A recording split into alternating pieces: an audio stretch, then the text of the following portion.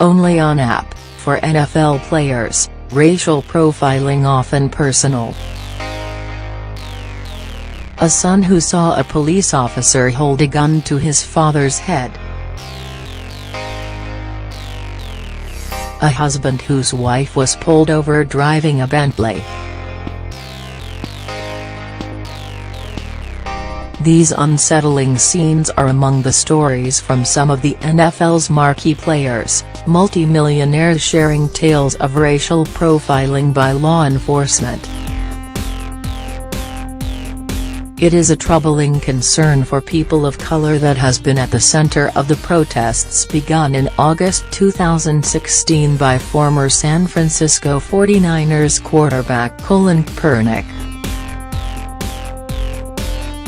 The protests have waned, but the ongoing issue for players and the black communities they come from has not. The Associated Press surveyed 56 of the 59 black players at last weekend's Pro Bowl game as part of its look at how African American athletes have long used their sports platforms to impact social and political change. The app asked the players whether they or someone they knew have ever experienced racial profiling. All said yes.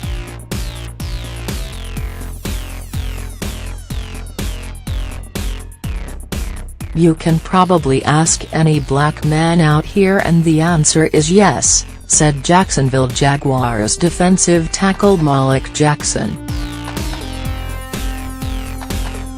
"It's not like this is just starting today or a new thing. It's gone on for a long time.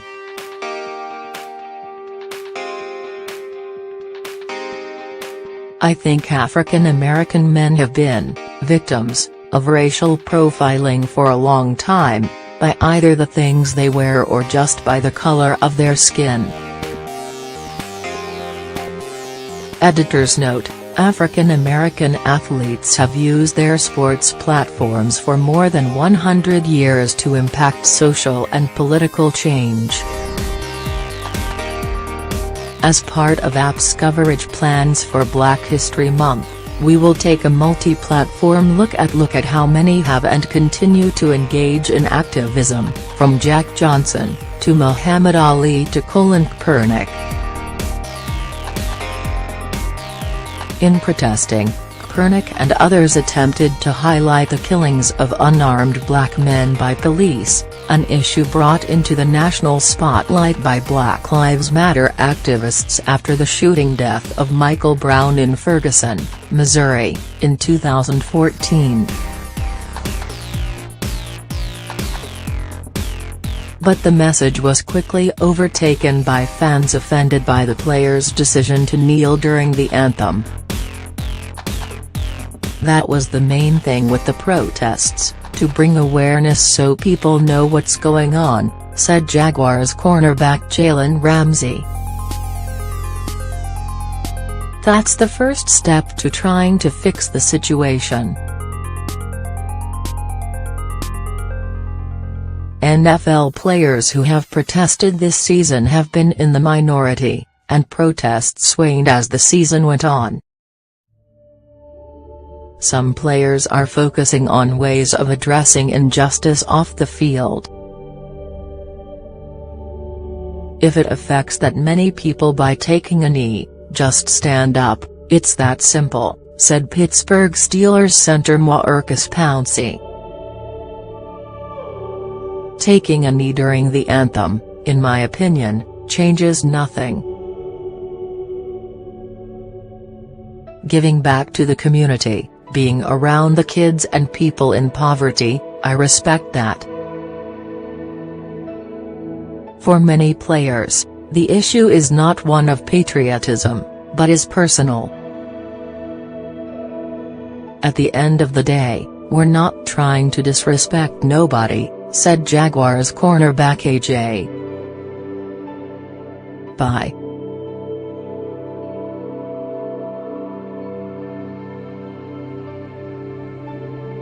No matter what happens, I feel like somebody is not going to be happy, but we have a lot of respect for our country and respect for the game."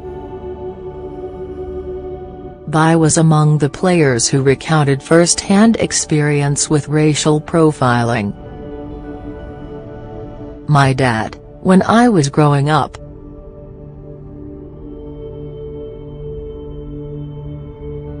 gun to his head and everything," Bai said. "That's why it hits close to me.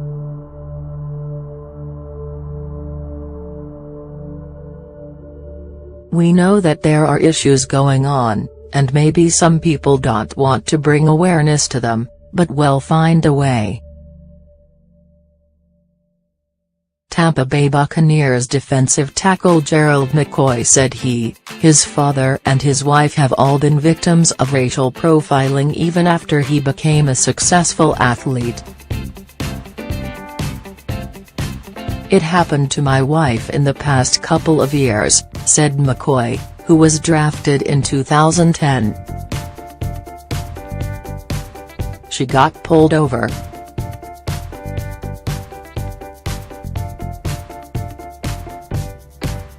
She was driving a Bentley.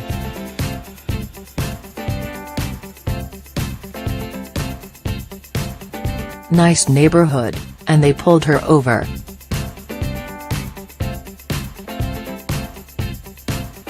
All her stuff was right and they just didn't have any reason. It just wasn't right."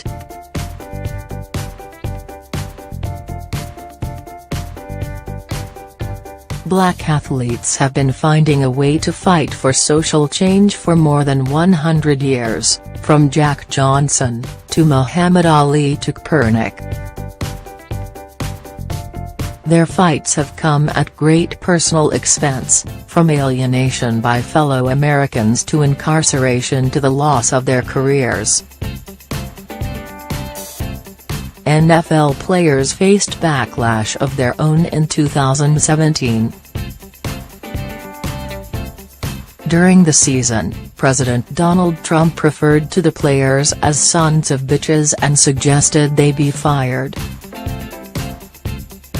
And Trump again condemned the protests in his State of the Union address on Tuesday night, juxtaposing the campaign against the patriotic efforts of a white child who has planted thousands of American flags on the graves of veterans. A recent TAP-NORC poll showed most Americans think refusing to stand for the national anthem is disrespectful to the country, the military and the American flag. Most African Americans polled were more likely to approve of the players' protests. Only 4 in 10 Americans polled saw refusing to stand for the flag as an act of patriotism. Players have pointed out that the protests are allowed under free speech, one of the cornerstones of American democracy.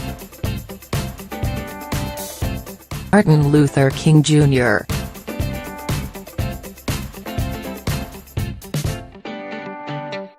frames civil disobedience as a commitment to conscience tied to founding revolts of our country like the Boston Tea Party. The issue has loomed over the entire NFL season, which culminates with Sunday's Super Bowl. And a year into his presidency, Trump's Department of Justice has abandoned talk of police reform in favor of support for law enforcement and criticism of activists. Of the players surveyed at the Pro Bowl, 42 said they would support the idea of the NFL going back to keeping teams in the locker room until after the anthem is played, a practice that was changed in 2009. Not that they believe they have much say in what decision league owners will make. The league does what the league does, said Jackson.